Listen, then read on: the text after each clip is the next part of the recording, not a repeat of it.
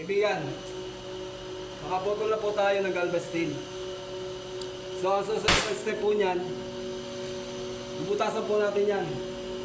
Dito po sa power press. Bago po tayo magbutas, dapat po tama ang sukat niya.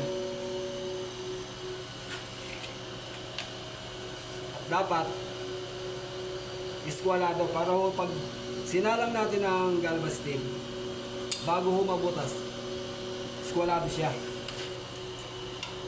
Ayan po, iskwalado na po siya.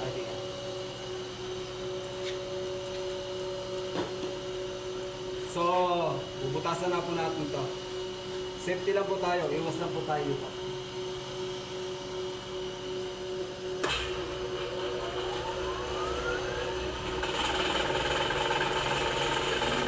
Safety po tayo.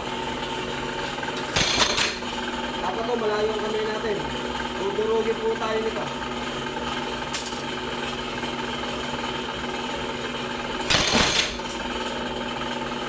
Focus lang po. Huwag tayo tutulog-tulog.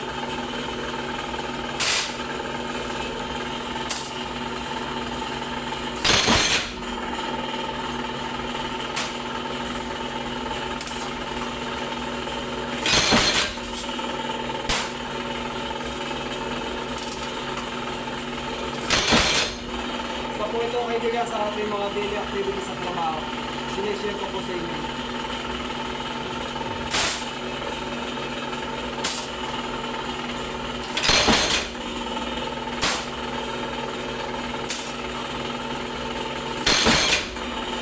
Bago kayo gumamit nito, meron kayo experience at may kaalaman sa power press.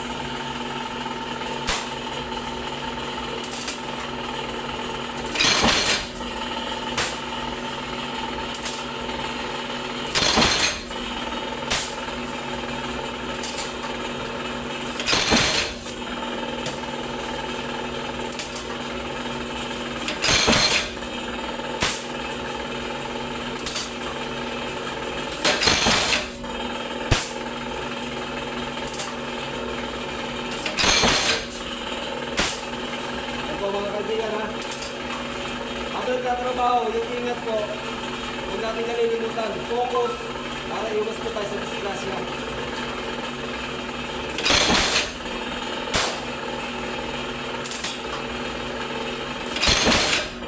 Ako, nakikita nyo, tama po ang sukat ng butas yan. Pareho po ang mga distansya niya, kaya iskulado na rin. Pagka po kasi nawala sa sukat, tapos wala, reject po yan. Marcha-charge po sa atin ng company yan.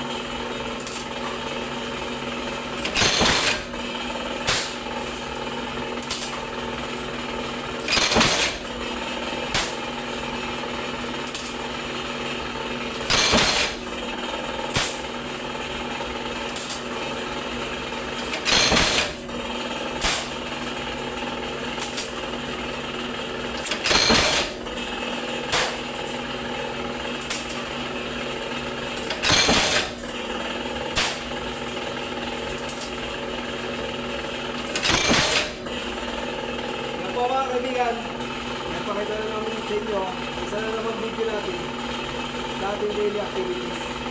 Sana po nagustuhan nyo kaibigan. Okay, like na lang. Bye-bye.